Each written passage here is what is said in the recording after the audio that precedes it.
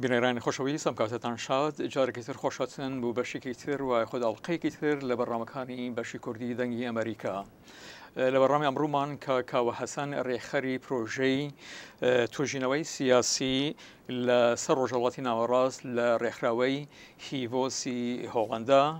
لەگەڵماندایە. کاکاوە زۆر خۆشاتی. زۆر سپاس بۆ ئەم دەرفەتە. کاکەوە با لە سەرەتاوە دەستەوە بکەی من مەبەستە سەردانەکەت بوو وڵاتای گرتوەکان. بەڵێ زۆر سپاس بۆ ئەم دەرفەتەوە، زۆر سپاسی جەنابتانەکەم. من ڕێخەری ئەو پرۆژە توێژینەوەی سیاسیم سەبار بە خۆڕەڵاتی ناوەڕاست لە ڕێکخراوی هیڤۆس لە هۆڵەندا و بە نوێنەرایەتی ڕێکخراوی هیڤۆس هاتووم بۆ ئەمریکا. مەبەست لە سەردانەکەم بریتیە لە قسەکردن لەگەڵ هەندێک لە سنتەرەکانی توێژینەوەی سیاسی و استراتیژی لە واشنگتن و لە نیویۆرک سەبارەت بە شۆڕشەکانی خۆڕەڵاتی ناوەڕاست و ڕۆڵی ئەمریکا و ئەوروپا لە چۆنیەتی پاڵپشتیکردن لە پرۆسی دیموکراتیزەکردن لەو وڵاتانەی کە شۆڕشی تیادا ڕووداوە و بە تایبەتی بە تەرکیزکردن لەسەر یارمەتیدانی ڕێکخراوەکانی کۆمەلگای مەدەنی لە وڵاتەکانی خۆڕەڵاتی ناوەڕاست. لە واشنگتن هەندێک کۆبوونەوەم کرد بۆ ئەو مەبەستە لە وەزارەتی دەرەوەی ئەمریکا لە هەندێک لە سنتەرەکانی توێژینەوەی سیاسی بۆ نمونەوەکو ئەتلانتیک کاونسل لە مێترۆپۆلیتن کلەب ئەمڕۆ گوتارێکم پێشکەش کرد سەبارەت بەو بابەتە و ڕۆژی هەفتەی داهاتوو لە نیویۆرک هەندێک کۆبوونەوەی کەم هەیە لەگەڵ هەندێک لە سنتەرەکانی توێژینەوەی سیاسی think tanks و لە بە هەروەها بەتەمام گوتارێکیش پێشکەش لە بە UN بکەم سەبارەت بە هەمان بابەت. بۆ پێی زۆرتر توێشی خستوتە سەر ڕۆژهەڵاتی ناوەڕاست و ڕاپەڕینی وڵاتانی عەرەبی بە بڕوای تو ئەوەی کەم ڕوو دەبینی لە وڵاتانی عەرەبی ئایا هەنگاوێکی وەرەو پێشە و وەکو هەندی کەسان باسی دەکەن دوو هەنگاو بەرەو دواوە؟ بەڵێ تەبانە ئەمە سوپاسانەکەم بۆم پرسیارە چکم پرسیارێکی زۆر گرنگەوە پێویستی بە پێویستمان بە هەڵوەستەیەکی جدی هەیە لەسەری بە بۆچوونی من ئەوەی ئەمڕۆ لە خۆڕەڵاتی ناوەڕاستە ڕوئەیات شۆڕشێکی زۆر گرنگە بەهار نییە، چونکم بەهار وشەیەکی هەڵەیە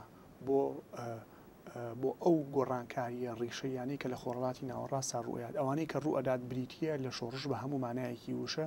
چونکم ئەوەی کە بینیمان لە 2 ساڵی ڕابردووە کۆمەڵێک ڕژێمی دیکتاتۆری ڕوخێنران، کۆمەڵێک سەرکردەی دیکتاتۆری لابران. بەڵێ ڕاستە ئەم ئەو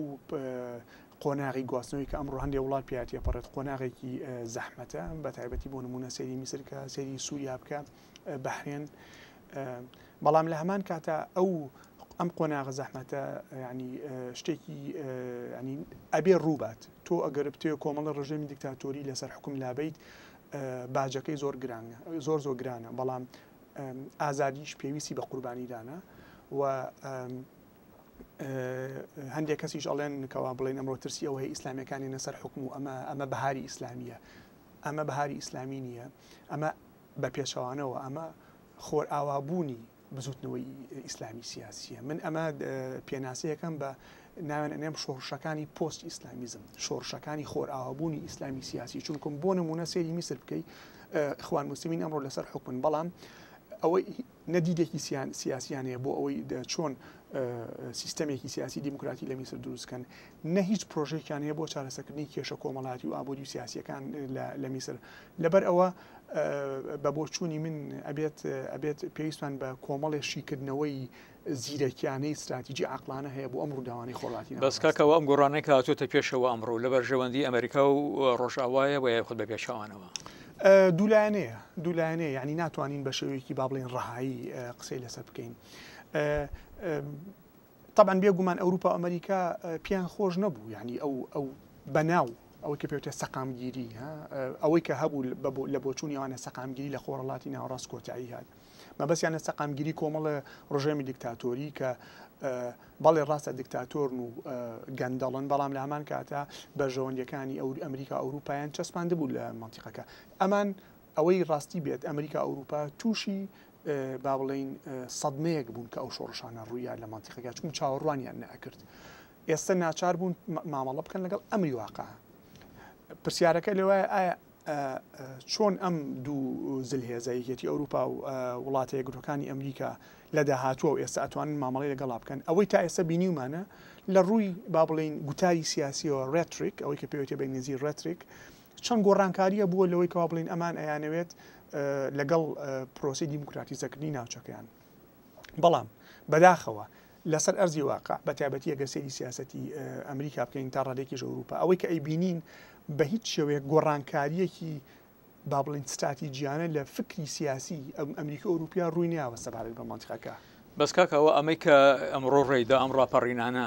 ئایا بەرنامە ڕێزی بۆی کرابوو و یا لە خودیەوە هارەدایک بوو نەخێر ئەمانە بە هیچ شێوە بەرنامە ڕێژی بۆ نەکراوە ئەمانە شۆڕشی ناوەکین نەک شۆڕشی دەرەکی ئەم ڕاپەڕینانە خەڵکانێک میلەتەکانی ناوچەکە کردویانە بە تایبەتی هێزە زیینوەکانی ئەو وڵاتانێکی تایە شۆڕشەکان ڕوویداوە لە میسر بۆ نمونە بزوتنەوەی گەنجان ڕۆڵێکی گەورەیان بینی لەمەیە بزوتنەوەی کیفاە بزوتنەوەی 6 ئەپریل لە تونس سندیکای کرێکاران ڕۆڵێکی زۆ گەورەی بینی پارێزەران لە لیبیا ئەوە پارێزەرەکان وون سەرەتا شۆڕشیان دەست پێ کرد لە بنغازی لەبەرەوە بە بۆچوونی من ئێمە هەڵەیەکی مێژوویی و غەدرێکی گەورەشەکەین لەم شۆڕشانە ئەگەر هاتوو بە عقلەتی موامەرە بیرکەینەوە ئەوەندە تێشکت خودە سەر ئەو وڵاتانە مەبەستم وڵاتانی عەرەبی ئایا بە ئەو ئەندازش تێشکت خودە سەر کۆمەڵگای کوردیدا؟ بەڵێ ئێمە لە ڕێکخراوی هیڤۆسوە ئەو بەرنامەی کە من بڵین ڕێخەری بەرنامەکەم ئێمە وەکو ڕێکخراوی هیڤۆس لە کوردستان کۆمەڵی پرۆژەمان هەیە کە لەگەڵ ڕێکخراوەکانی کۆمەڵگەی مەدەنیا ئیشەکەین و پرۆژەیەکمان هەیە کە بەلای منەوە بە بۆچووی من زۆر گرنگە و زۆریشم پێخۆشەکە هیڤۆز ئەو ئیشە ئاکات لەگەڵ ڕێکخراوی وادی ئیشەکەین ئێمە لە کوردستان کە ڕێکخراوی وادی ڕێکخراوێکە داکۆکیەکە لە مافی ئافرەتان و هەندێک پرۆژەی زۆر باشمانەیە بە تایبەتی پرۆژەی دژایەتیکردنی خەتەنەکردنی مێینە لە کوردستان ئێمە ڕۆڵێکی زۆر باشمان میێن بەتێبیانی لەگەڵ ڕێکخراوی وادیە توانیمانە تا ئاستێکی باش هەندێک پرۆژەی باش دروست بکەین لەو بوارەیە بۆ وشارکردنەوەی کۆمەلگا بۆ ئەوەیەوە ئەمە دیاردەیەکی ئەمە پێشێرکردنی مافی مرۆڤە و تا ڕادێکی باش ڕێکخراوی وادی سەرکەوتوو بۆ لەوەیە ئەوەی لە وڵاتانی عەرەبی ڕوودا شیانەی دووبارە بوونەوەی لە کوردستان هەیە؟ بەڵێ چونکم هەموو ئەوەی کە بەنگلیزی پێوتە ئینگریدینس هەموو ئەو هۆکارانەی کە بوونە دروستبوونی شۆڕشەکانی کەرامەت ئەوەی کەمە پێڵم شۆڕشی کەرامەت لە میسر لە تونس لە سووریا لە بەحرێن هەمووی لە کوردستان هەیە لەوانەیە بە زۆریشەوە هەیە لە کوردستان لەبەرەوە دەسەڵاتدارانی کوردستان ئەگەر ئامادە نەبن بە شێوەیەکی دیموکراسیانە مامەڵە بکەن لەگەڵ داواکاریە ڕەواکانی کۆمەلگای کوردی و ئۆپۆسیزیۆن ئامادە نەبن ریفۆرمی ڕیشەیی بکەن و ئامادە نەبن کۆتایی بێنن بە قۆرەخردنی دەسەڵات وە گەندەڵی بێگومان ئەوەی لە وڵاتەکانی چواردە ڕوویە لە کوردستان ڕوات کوردستان هیچ جیاواز نییە لە تونس و لە میسر لەبەرەوە بە بۆچوونی من ئەگەر ئەوانی کە ئێستا باسم کرد گرنگی پێنێرێت وە زووش چونکم کات لە بەرژەوەندی دەسەڵاتی کوردی نییە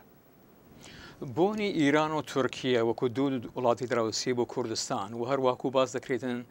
داڕشتنی پولە لایەن عەرەبستانی سعودیەوە تا چەند ئەمانە مەترسی هەیە بۆ سەر ئایندەی کوردستان؟ طبعا ئەمڕۆ چەند پرۆژەیەکی استراتیجی هەیە سەبارەت بە داهاتی خۆرهڵاتی ناوەڕاست هەر یەکێ لەم هێزە هەرێمیانە پرۆژەی تایبەتی خۆی هەیە سعودیە پرۆژەی تایبەتی خۆی هەیە کە ئێوە بەرژەوەندی خۆی بچەسپێنێ بە تایبەتی ئەمڕۆ لە سووریا شەڕێکی گەورە ڕوئە لە بینی سعودیە و لە بینی ئێرانە تورکیا پرۆژەی استراتیجی خۆی هەیە ئێران پرۆژەی استراتیجی خۆی هەیە بە هەمان شێوەیەکی ئەوروپا و ئەمریکا هەر یەک لەم زلهێزانە هێزی نێودەوڵەت و هێزی هەرێمی ئەیانەوێت ئەنجامەکانی ئەم شۆڕشانە و ئەم گۆڕانکانەیە کە لە مەنتیقەکە ڕوئەدات لە بەرژەوەندی ئەوانە بێت ئەوەی کە لێرەیە بەهێزترین ئەڵلقەیە لەم هەموو ڕووداوانەیە کووردە بۆچی بەهێزترینە چونکم ئەمڕۆ دەسەڵاتی کوردی ئامادە نیە بە شێوەیەکی استراتیجیانە و نیشتیمانیانە و لە دیدێکی نیشتیمانی و مامەڵە لەگەڵ ئەم گۆڕانکاریە استراتیجیانە بکات لە مەنتیقەکە ئەگەر هاتوو یعنی دەسەڵاتی کوردی هەردوو حیزبی دەسەڵات ئامادە نەبن بە دیالۆگکردن لەگەڵ ئۆپۆزیسیۆن و لەگەڵ کۆمەلگای کوردیا بۆ ئەوەی استراتیجیەکی نیشتیمانی بەرهەم بێنن کە تیایدا بەرژەوەندەکانی کوردستان